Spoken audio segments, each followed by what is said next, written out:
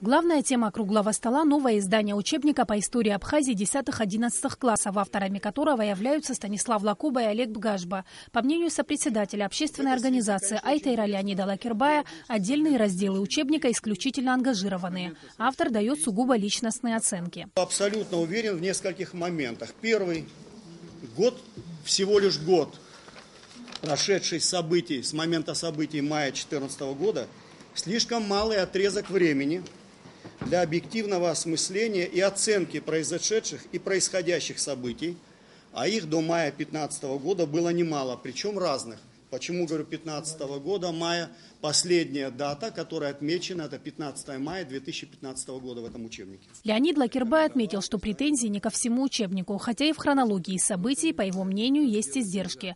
По его словам, в книге также слабо отражена Отечественная война народа Абхазии. В ходе круглого стола звучали разные мнения, в том числе радикальные высказывания в поддержку предложения общественной организации Айтейра изъять учебник. Я, как человек, который не историк, но являюсь свидетелем, живу в это время, о котором описывает, и у меня какое-то странное чувство, потому что вот я как юрист в уголовном праве, во многих других, есть какие-то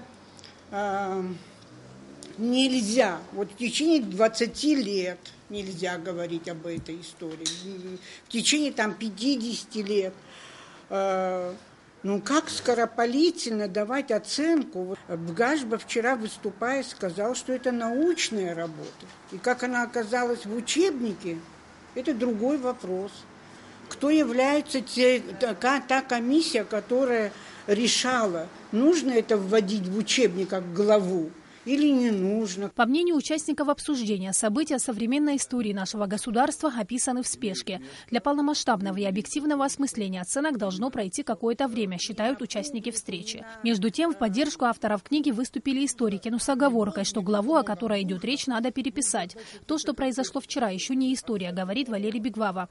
Книгой пользуются не только школьники, но и широкий круг читателей. Поэтому изымать ее не стоит, отметил он. То, что было вчера, это еще не совсем история. Да, конечно, уже это прошло история, но где-то осмыслить, как говорится, переварить все это надо. Для этого время требуется. Ведь «Война и мир» написаны не сразу же, а прошло несколько десятилетий. Вы это прекрасно знаете, да?